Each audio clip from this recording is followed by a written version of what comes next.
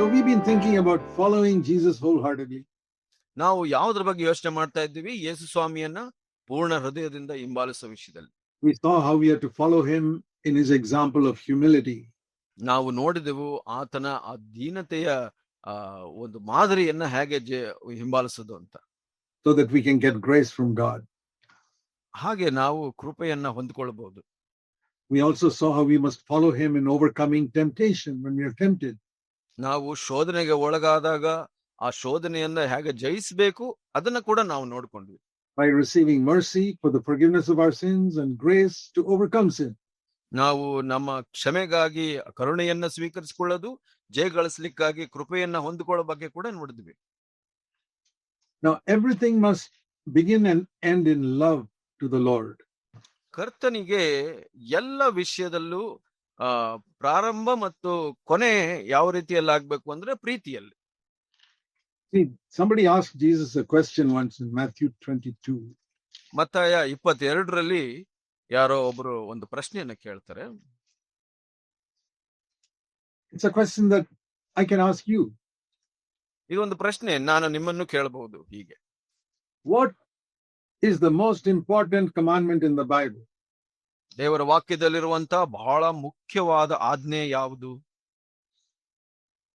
Many of you go to church every Sunday. ಬಹಳಷ್ಟು ಮಂದಿ ನಿಮ್ಮಲ್ಲಿ ಪ್ರತಿ ಭಾನುವಾರ ಸಭೆಗೆ ಹೋಗ್ತೀರಾ. Very good. ಬಹಳ ಒಳ್ಳೆಯದು. But is that the most important commandment in the Bible? Go to church every Sunday? ಪ್ರತಿ ಭಾನುವಾರ ಸಭೆಗೆ ಹೋಗ್ಬೇಕು, ಇದೇ ದೊಡ್ಡ ಒಂದು ಆಜ್ಞೆಯ? That's a good thing to do, but that's not the most important commandment. ಅದು ಮಾಡುವಂತದ್ದು ಒಳ್ಳೆಯದು, ಆದ್ರೆ ಅದು ಮುಖ್ಯವಾದ ಆಜ್ಞೆ ಅಲ್ಲ. What is the most important commandment, you think? ನೀವು ಯೋಚನೆ ಮಾಡುವಂತದ್ದು ಯಾವುದು ಮುಖ್ಯವಾದ ಆಜ್ಞೆ? That's what somebody asked Jesus. ಹಾಗೆ ಯಾರೋ ಒಬ್ರು ಕೇಳಿದ್ರು ಯೇಸು ಸ್ವಾಮಿಯನ್ನ. And Jesus said, ಯೇಸು ಸ್ವಾಮಿ ಹೇಳಿದ್ರು, the question is in Matthew 22:36. 22ನೇ ಅಧ್ಯಾಯದ 36ನೇ ವಚನದಲ್ಲಿ ನಾವು ನೋಡ್ತೇವೆ. The most important commandment is not love one another. ಮುಖ್ಯವಾದ ಆಜ್ಞೆ ಒಬ್ಬರನ್ನೊಬ್ಬ ಇತರನ್ನ ಪ್ರೀತಿಸಿ ಅಂತಲ್ಲ. Or love your husband or wife. That's not the most important commandment. ನಿಮ್ಮ ಗಂಡ ಹೆಂಡತಿಯನ್ನ ಪ್ರೀತಿಸಿ ಅದಲ್ಲ ಮುಖ್ಯವಾದ ಆಜ್ಞೆ. All that is good. ಅದೆಲ್ಲ ಒಳ್ಳೆಯದು. But the first commandment is love God, verse 37, with all your heart, all your soul, and all your mind. ಇಲ್ಲಿ ಮುಖ್ಯವಾದ್ದು ದೇವರಾದ ಕರ್ತನನ್ನು ನಿನ್ನ ಪೂರ್ಣ ಹೃದಯದಿಂದ, ನಿನ್ನ ಪೂರ್ಣ ಪ್ರಾಣದಿಂದ, ಪೂರ್ಣ ಬುದ್ಧಿಯಿಂದ ಪ್ರೀತಿಸಿ. Loving your wife or your husband or your neighbor, verse 38-39 is second. ನಿಮ್ಮ ಹೆಂಡತಿ ನೆರೆಯವರನ್ನ ಪ್ರೀತಿಸೋದು ಅದು ಎರಡನೆಯದು. That's what it says in verse 39, second. ಅದು 39ನೇ ವಚನದಲ್ಲಿ ಹೇಳುತ್ತೆ, ಅದು ಎರಡನೆಯದು. So you know the difference between first and second. ನಿಮಗೆ ವ್ಯತ್ಯಾಸ ಗೊತ್ತಿರಬೇಕು ಮೊದಲನೇದು ಎರಡನೇದು ವಿಷಯದಲ್ಲಿ. What is more important, what is less important? ಯಾವುದು ಮುಖ್ಯವಾದದ್ದು ಮತ್ತು ಯಾವುದು ಎರಡನೆಯದು ಅಂತ. In fact, one is dependent on the other. ಅದನ್ನು ಸರಿಯಾಗಿ ನೋಡಿದ್ರೆ ಒಂದು ಇನ್ನೊಂದರ ಮೇಲೆ ಅವಲಂಬಿತವಾಗಿದೆ. You cannot love your neighbor properly, you cannot love your wife properly unless you love God first. ನೀವು ನಿಮ್ಮ ಹೆಂಡತಿಯನ್ನ ಸರಿಯಾಗಿ ಪ್ರೀತಿಸೋಕಾಗೋದಿಲ್ಲ ನೀವು ಕರ್ತನನ್ನ ಸರಿಯಾಗಿ ಪ್ರೀತಿಸಿಲ್ಲ ಅಂತ. You won't be able to love all the believers in your church if you don't love God first. ದೇವರನ್ನ ನೀವು ಸರಿಯಾಗಿ ಪ್ರೀತಿಸಿಲ್ಲ ಅಂದ್ರೆ ಇತರ ವಿಶ್ವಾಸಿಗಳನ್ನು ನೀವು ಪ್ರೀತಿಸಲಿಕ್ಕೆ ಸಾಧ್ಯ ಆಗೋದಿಲ್ಲ. You get irritated with some of them. ನೀವು ಇತರರಿಂದ ಕೆರಳಿಸಲ್ಪಡ್ತೀರಾ. Or they do something wrong, you will find fault with them. ಅವ್ರು ಏನಾದ್ರೂ ತಪ್ಪು ಮಾಡಿದ್ರೆ ಅವರಲ್ಲಿ ತಪ್ಪು ಹುಡುಕ್ತೀರಾ. This is what will happen if you don't love God first. ದೇವರನ್ನ ನೀವು ಮುಖ್ಯವಾಗಿ ಪ್ರೀತಿಸಿಲ್ಲ ಅಂದ್ರೆ ಇದೇ ಆಗುವಂತದ್ದು. But if you love the Lord first, all these things you'll be able to overcome. ನೀವು ಕರ್ತನನ್ನ ಮುಖ್ಯವಾಗಿ ಪ್ರೀತಿಸಿದ್ರೆ ಇದು ಎಲ್ಲವನ್ನು ಜಯಗಳಿಸುವಂತ ಒಂದು ಶಕ್ತಿ ನಿಮಗೆ ಸಿಗುತ್ತೆ. Why did Jesus die on the cross? Why did Jesus die on the cross? ಶಿಲುಬೆ ಮೇಲೆ ಯೇಸು ಸ್ವಾಮಿ ಯಾಕೆ ಸತ್ತನು? We may say because he loved us so much. ನಾವು ಹೇಳಬಹುದು ಆತನು ನಮ್ಮನ್ನ ಪ್ರೀತಿಸಿದ್ರಿಂದ ಅಂತ. That's right. ಅದು ಸತ್ಯ. But that is the second reason. ಅದು ಎರಡನೇ ಉದ್ದೇಶ. Jesus loved us greatly and died for our sins is the reason number 2 why he died on the cross. ಯೇಸು ಸ್ವಾಮಿ ನಮ್ಮನ್ನ ಬಹಳವಾಗಿ ಪ್ರೀತಿಸಿ ಶಿಲುಬೆ ಮೇಲೆ ಸತ್ತನು. ಅದು ಎರಡನೇ ಮುಖ್ಯ ಉದ್ದೇಶ. What is the first reason why he died on the cross? ಯಾಕೆ, ಯಾವುದು ಮೊದಲನೇ ಉದ್ದೇಶ ಅವರು ಶಿಲುಬೆ ಮೇಲೆ ಸತ್ತಿದ್ದಕ್ಕೆ? Many Christians don't know, and they don't know the verse. There's a verse in the Bible that tells us.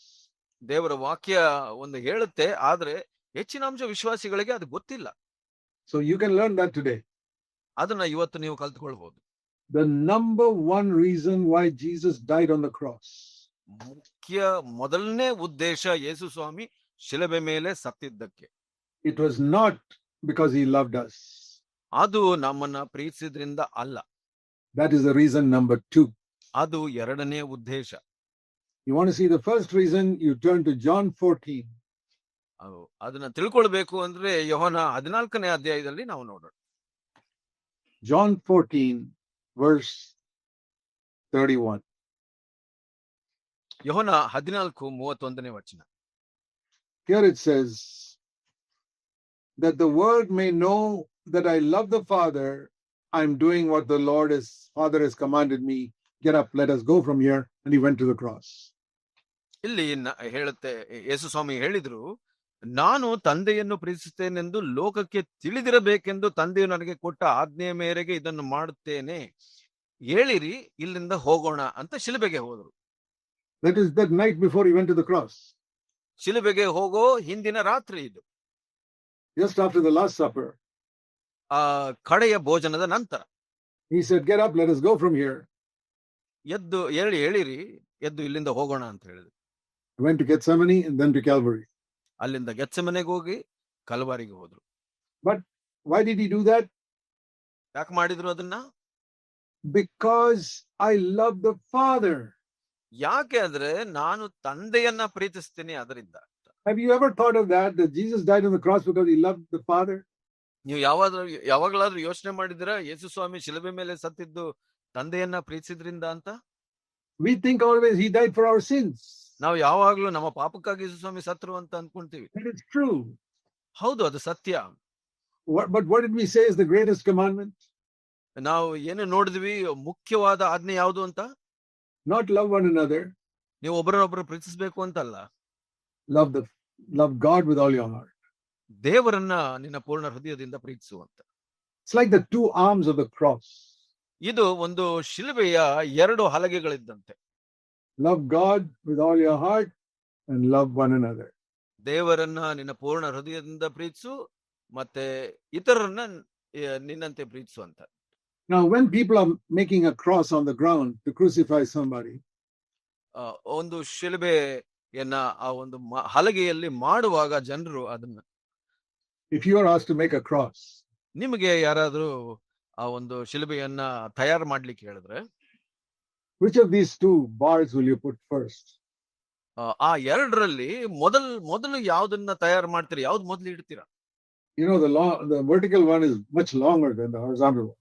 ನಿಮಗೆ ಗೊತ್ತಿದೆ, ಆ ಒಂದು ಉದ್ದನೆ ಅದು ಲಂಬವಾಗಿರುವಂತದ್ದು ಉದ್ದ ಹೆಚ್ಚಿರುತ್ತೆ, ದೊಡ್ಡದು. Other one is a little smaller. ಈ ಒಂದು ಅಡ್ಡವಾಗಿ ಇಡುವಂತದ್ದು ಸಣ್ಣದಿರುತ್ತೆ. So which will you put down first? ಮೊದಲು ಯಾವ್ದು ಇಡಬೇಕು ನೀವು ಕೆಳಗಡೆ? You won't put the horizontal one first, no. ಅಡ್ಡನಾದದ್ದು ಮೊದಲು ಇಡೋದಿಲ್ಲ ಯಾರು. When you're making a cross, you put the vertical one first on the ground. ಆ ಒಂದು ಶಿಲುಬೆಯನ್ನ ಮಾಡುವಾಗ ಕೂಡ ಉದ್ದನೆಯದು ಮೊದಲು ಇಡ್ತಾರೆ. And then you put the horizontal one. ನಂತರ ಆ ಒಂದು ಅಡ್ಡ ಇರುವಂತದ್ದು ಇಡ್ತೀವಿ. So the meaning is this. ಇದರ ಅರ್ಥ ಇದು. I have to love God with all my heart, then I love others like myself. ಅದರ ಅರ್ಥ ಏನು ಅಂದ್ರೆ, ಕರ್ತನನ್ನ ಪೂರ್ಣವಾಗಿ ನಾನು ಪ್ರೀತಿಸಬೇಕು, ನಂತರ ಇತರರನ್ನ ನಾನು ಪ್ರೀತಿಸಬೇಕು. Why did Jesus die on the cross? ಯಾಕೆ ಯೇಸು ಸ್ವಾಮಿ ಶಿಲುಬೆ ಮೇಲೆ ಸತ್ತನು? Because he loved the Father with all his heart. ಯಾಕೆಂದ್ರೆ ತನ್ನ ಪೂರ್ಣ ಹೃದಯದಿಂದ ದೇವರನ್ನ ಪ್ರೀತಿಸಿದನು. And the Father said, go down and die for the sins of the world. He said, Father, I love you. I'll go and do that. ಆಗ ತಂದೆಯು ಜನರಿಗೋಸ್ಕರ, ಅವರ ಪಾಪಗಳಿಗೋಸ್ಕರ ನೀನು ಲೋಕಕ್ಕೆ ಹೋಗಿ ಸಾಯಿ ಅಂತ ಹೇಳಿದಾಗ, ಹೌದು ತಂದೆಯೇ, ನಿನ್ನ ಆಜ್ಞೆಯಂತೆ ನಾನು ಮಾಡ್ತೀನಿ ಅಂತ ಹೋಗಿ ಸತ್ತನು. It's the Father who sent the Son to die for the sins of the world. ಆ ತಂದೆ ಮಗನನ್ನ ಲೋಕಕ್ಕಾಗಿ ನೀನು ಸಾಯಿ ಅಂತ ಕಳಿಸಿದ್ದು. The very well-known verse, John 3:16, God so loved the world that he sent his Son. ಇಲ್ಲಿ ನಮ್ಗೆ ಬಹಳ ಪ್ರಖ್ಯಾತಿಯಾದ ಒಂದು ವಚನ ಇದೆ, ಯೋಹನ 3 16ರಲ್ಲಿ ಲೋಕವನ್ನು ಎಷ್ಟೋ ಪ್ರೇರಿಸಿ ತನ್ನ ಒಬ್ಬನೇ ಮಗನನ್ನು ತಂದೆ ಕಳಿಸಿಕೊಟ್ಟನು ಅಂತ. It was he who sent him. ಆತನೇ ಅವರನ್ನು ಕಳಿಸಿದ.